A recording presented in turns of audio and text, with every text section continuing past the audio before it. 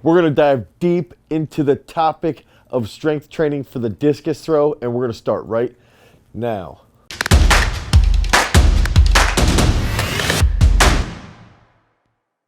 What's up, everybody? It's Dane Miller from throwsuniversity.com, and if this is your first time to the channel and you're interested in learning about being a more explosive thrower, you want to have better technique and you want to have longer throws, make sure that you like, you subscribe, and you ring that notification bell so we can help you become a champion. So did you ever go to throws practice and have to run a mile? Maybe you get to practice and you're sitting there and your coach has you warm up, you jog 2 laps, you do this really long warm up, and then you have to run another 2 to 4 laps around the track after practice is over.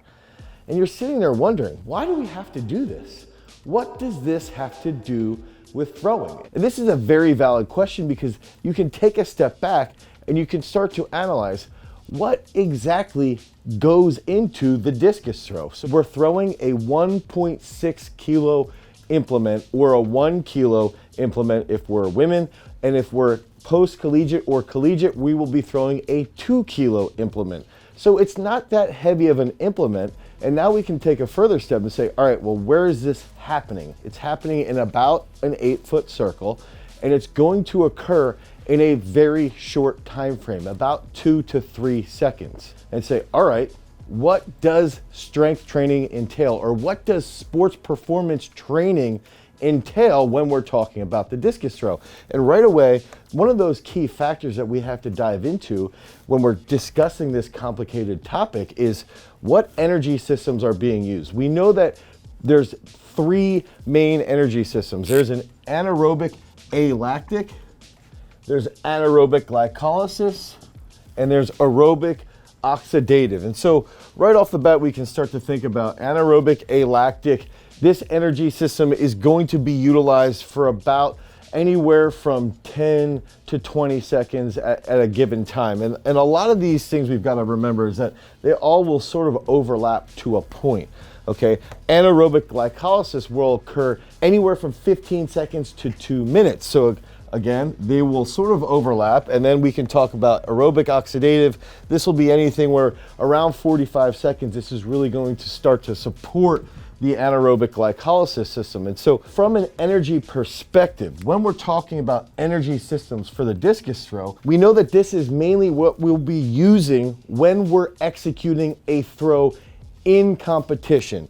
We also know that the alactic system is likely what we should be training the most, but we also know that the glycolytic system is what's going to help boost the anaerobic alactic system. So we have to think about all these systems sort of work hand in hand, but these two are the main systems that we need to focus on. We know that for the most part, we will not be using the aerobic oxidative system when we are doing the discus throw. Now, that doesn't mean that taking those half-mile jogs are completely worthless, but for the most part, they are, because this is the system that we're going to be working with for the most part, along with that glycolysis system. And so when we set up training, now we can start to take that next step and we can start to say, hey, strength training for discus, what should that entail? Now we have to look at the actual movement of the discus throw.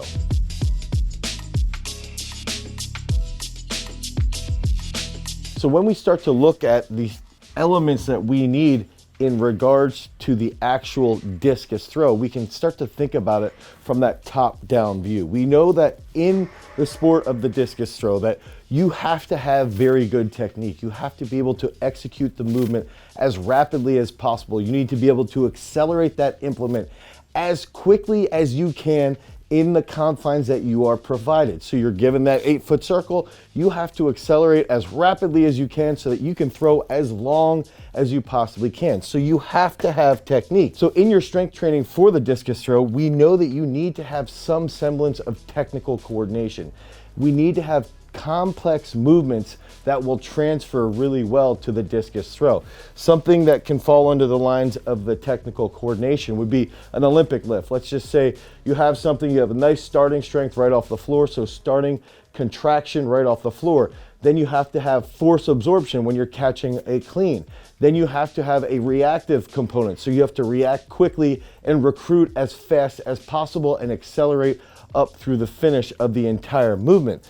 So we know that when we're throwing, that technical coordination is needed by the athlete to throw further. And when we're in the weight room, we can also train that key element of technical coordination by using different variations of the Olympic movements. We also know that absolute strength can transfer to help improve technical coordination. We know that absolute strength also can help us be a little bit more dynamic. It can help us improve how we absorb force in different positions. So if you think about in the discus throw, when the right leg of a right-handed thrower will ground in the middle, if the thrower is stronger, they can absorb that force more effectively.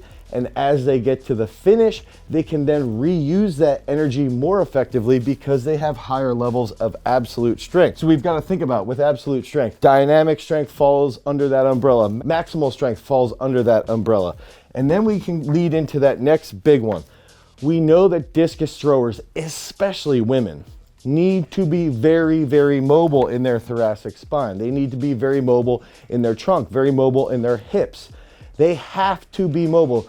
Men and women have to be very, very mobile when they're throwing the discus so that they can hit a deep position and then they can have a longer path to accelerate that implement through the finish.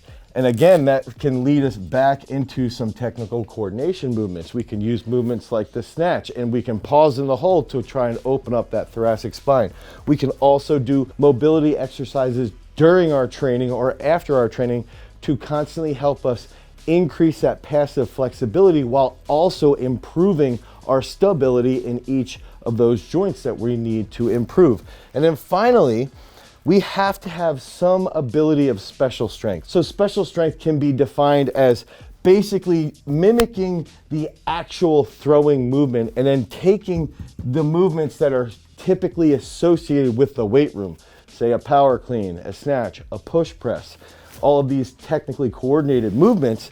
And now the bridge to get them into the circle is that special strength movement. So maybe we're doing some side banded standing throws. Maybe we're doing some side med ball throws, some simple special strength movements that now our body can start to learn how to coordinate and learn how to recruit the muscle fibers and the motor units that we've triggered through absolute strength training and through technical coordination. So all of these elements are absolutely key to improving our discus throw. On top of that, all of these elements can be trained inside of these two energy systems. So when we take that step back even further as athletes and as coaches, now we can take this as a blueprint and we can say, all right, we've got to have some semblance of technical coordination. We've got to have a little bit of absolute strength. Maybe we have some accessories in there. We can finish out with some mobility work, or we can even find some movements that can train mobility and special strength at the exact same time. And that's where all of this stuff pieces together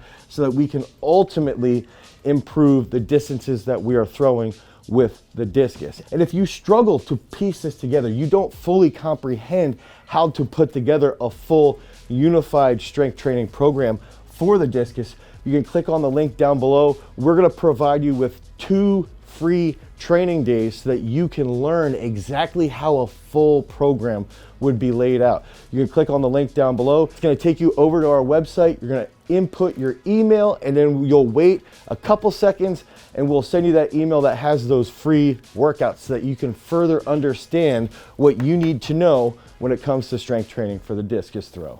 So if you want more help around strength training for discus, head over to throwsuniversity.com and we can put together an entire program designed specifically for your needs so that you can make constant progress and end up winning that title that you want to train hard for. If you want more information about discus throw technique and becoming a better discus thrower in general, click on this video right here. Until next time, guys, peace.